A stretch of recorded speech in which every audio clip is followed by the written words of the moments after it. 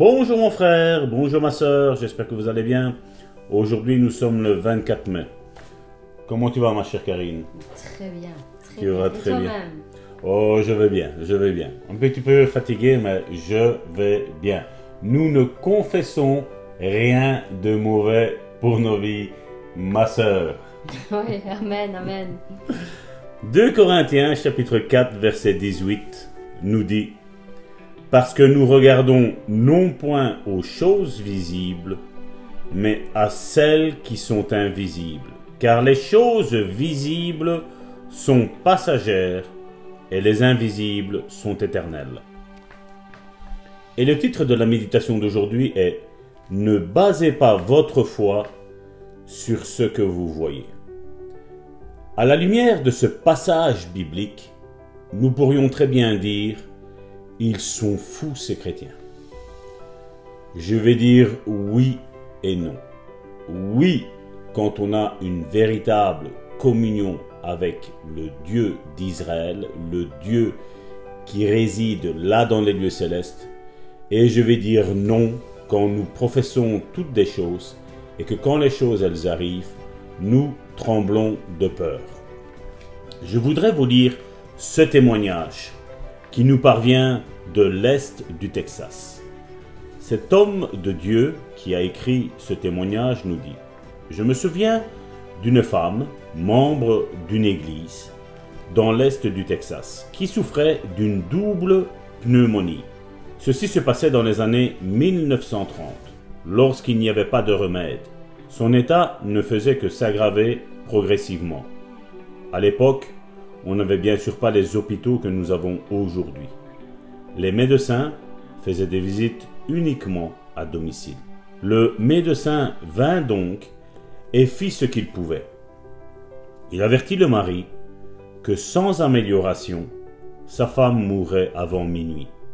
Le mari, qui n'était d'ailleurs pas sauvé, se décida d'appeler l'église pour demander si des chrétiens pouvaient se rendre à la maison pour dire au revoir à sa femme.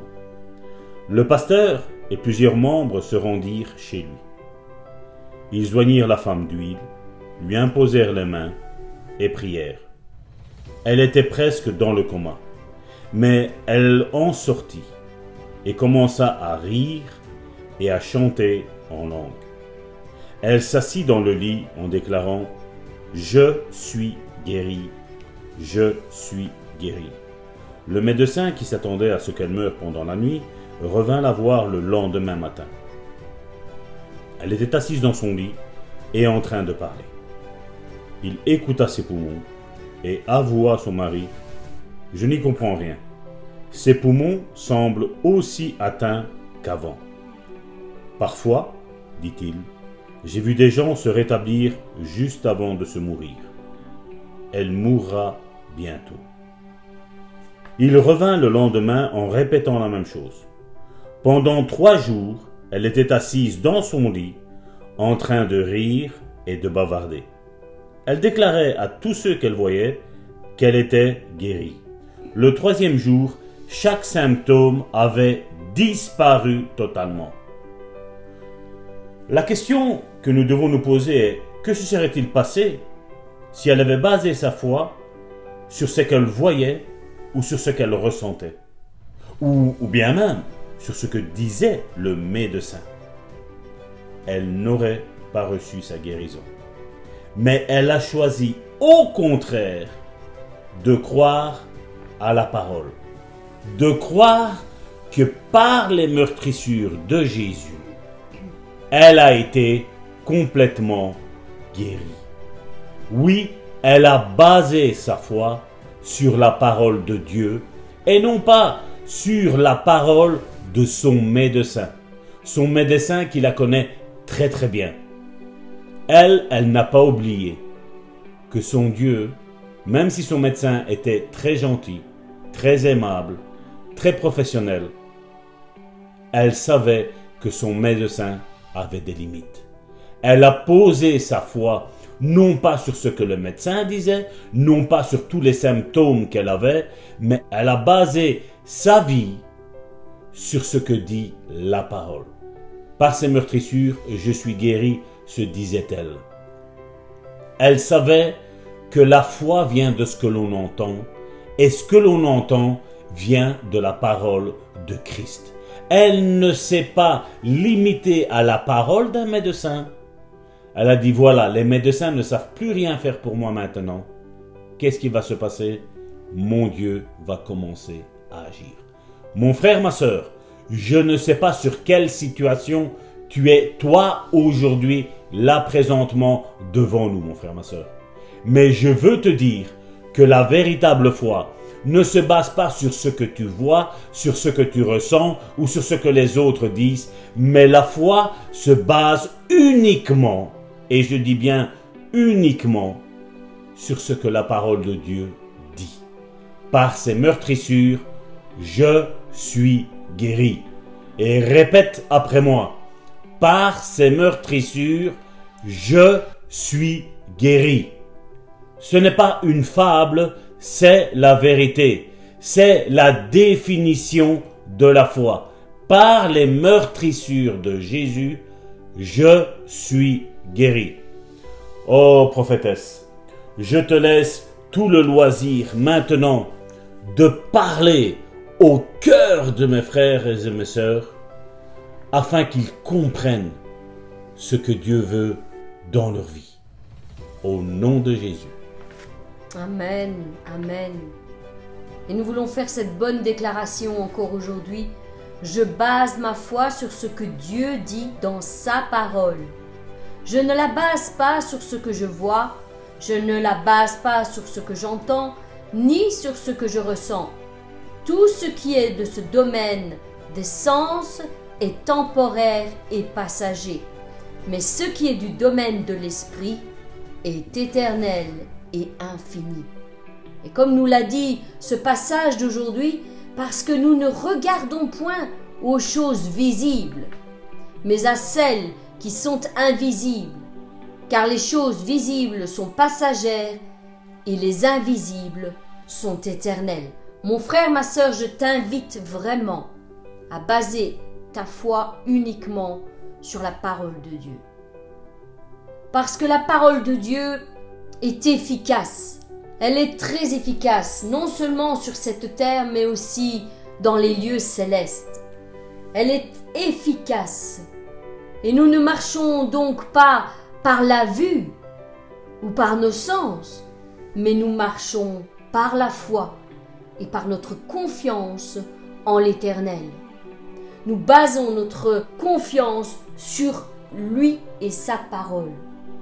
Oui, la foi est une ferme assurance, mes bien-aimés, des choses qu'on espère, une démonstration de celles qu'on ne voit pas. Et moi, je dirais même de celles qu'on ne voit pas encore, parce qu'elles vont se matérialiser.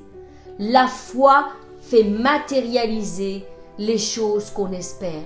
La foi symbolise cette main qui va chercher dans les lieux célestes ce que nous espérons, afin de la rendre visible ici-bas, de l'amener à son accomplissement ici-bas. C'est pourquoi quand nous espérons des choses, nous allons par la foi les chercher et nous y accrochons jusqu'à ce qu'elles se matérialisent ici-bas. Et c'est pourquoi même Dieu nous dit de déjà dire merci, de déjà lui dire merci, le remercier pour les choses qu'il a accomplies quand nous lui demandons. Nous voulons le remercier d'avance pour tout ce qu'il a accompli dans nos vies. Et la guérison, mes bien-aimés, en fait partie. Souvenez-vous de toutes les pensées que nous avons énumérées jusqu'à ce jour et qui disaient que tout est accompli, que tout a été fait dans les lieux célestes et que maintenant nous en recevons le fruit par la foi que nous posons en Dieu. Oui, mes bien-aimés, construisez votre foi solidement en Christ et vous verrez vos miracles s'accomplir dans vos vies. Nous voulons poser uniquement nos regards sur Jésus-Christ, qui est le chef et le consommateur de notre foi, afin que notre joie soit révélée, mes bien-aimés, notre joie soit révélée. Oui, Jésus-Christ a souffert pour nous, mais maintenant, nous pouvons déjà nous réjouir de l'immense et incroyable bonté qu'il a eue envers nous pour nous accorder la guérison en son nom. Je proclame que vous êtes guéris au nom puissant de Jésus-Christ, que toute maladie, toute infirmité qui tient encore dans le corps de mes bien-aimés, qui résiste jusqu'à ce jour, soit délogée au nom puissant de Jésus-Christ. Maintenant est le jour, maintenant est l'heure, c'est l'instant où cette maladie, cette infirmité lâche mon frère, lâche ma sœur, dans le nom puissant de Jésus-Christ. Jésus-Christ a fait tout ce qu'il y avait à faire. L'écriture a été accomplie à la lettre, jusqu'au dernier iota. Tout a été accompli pour que nous puissions recevoir cette guérison qu'il nous a offerte. Alors aujourd'hui, nous voulons recevoir, et toute maladie ou infirmité qui résiste à cette vérité est délogée maintenant au nom puissant de Jésus-Christ. Maintenant, tu lâches la vie de mon frère, tu lâches la vie de ma sœur au nom de Jésus-Christ. Je proclame le sang de Christ sur le corps de mes bien-aimés. Je proclame la guérison dans tous les membres de leur corps.